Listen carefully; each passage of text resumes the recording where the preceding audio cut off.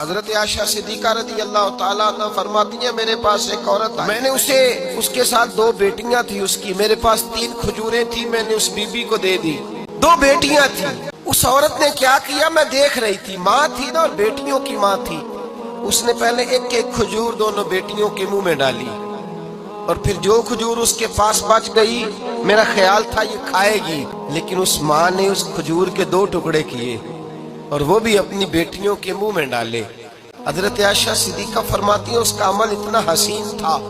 Us be be کے اس عمل کے اندر اتنا حسن تھا کہ میری آنکھوں میں بھی وہ بات رہ گئی، دل میں بھی رہ گئی، روح میں بھی سما گئی۔ اس کے حسن اور تاثیر کو میں بھلا نہ سکی، شام تک وہ کیفیات، وہ انداز، اس عورت کا طرز، اس کا وہ انداز میری طبیعت کے اندر بار بار مجھے اس کی طرف متوجہ کرتا رہا۔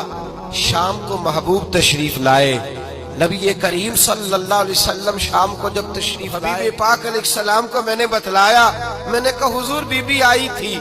اس کا چہرہ بتا رہا تھا کہ بھوکی ہے، لگ رہا تھا کئی دنوں سے کھانا نہیں کھایا، 3 کھجوریں تھی ہی میرے پاس 3،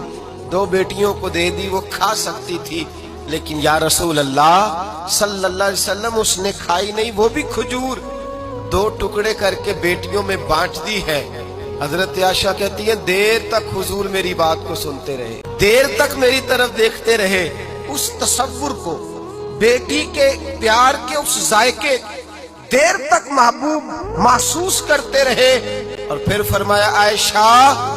جو دنیا میں بیٹیوں کی وجہ سے آزمایا جائے گا،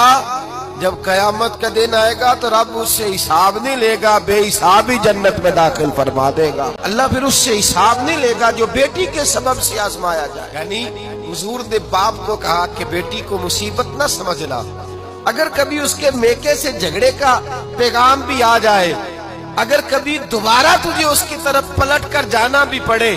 میرے نبی پاک صلی اللہ علیہ وسلم سے کسی صحابی نے کہا تھا یا رسول اللہ بہترین صدقہ کون سا ہے؟ حضور بہترین صدقہ کون سا ہے؟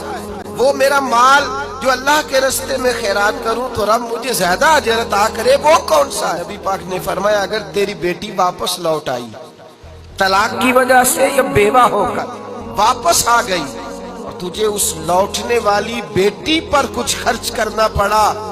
تو تیرے رسول کا وعدہ یہ ہے کہ اللہ تجھے اس روپے پر سب سے زیادہ اجر عطا فرمائے گا، اس پیسے پر اللہ تجھے سب سے زیادہ۔ انہیں بوجھ نہ جاننا، ان کی آزمائشوں پہ پریشان نہ ہونا، کر کبھی بیٹی کا پیغام آ جائے اس کو پھر سے یہ تکلیف ہوئی ہے، باپ سمجھنے لگا تھا کہ میں تو فارغ ہو گیا، نکاح کر کے میں فارغ ہوں، پھر اگر کبھی اس سے پیغام آئے تو میرے مصطفیٰ کریم نے فرمایا وہ پریشان نہ ہو، وہ دکھی نہ ہو، بلکہ جو بیٹی کی وجہ سے آزمایا جائے گا اس سے تو حساب ہی نہیں لیا جائے گا، اللہ بغیر حساب ہی جنت عطا فرما دے۔ اتنا بڑا مقام، اتنی بڑی عظمت اور فضیلت اللہ کے رسول نے بیٹیوں کے ماں باپ کو عطا فرمائی۔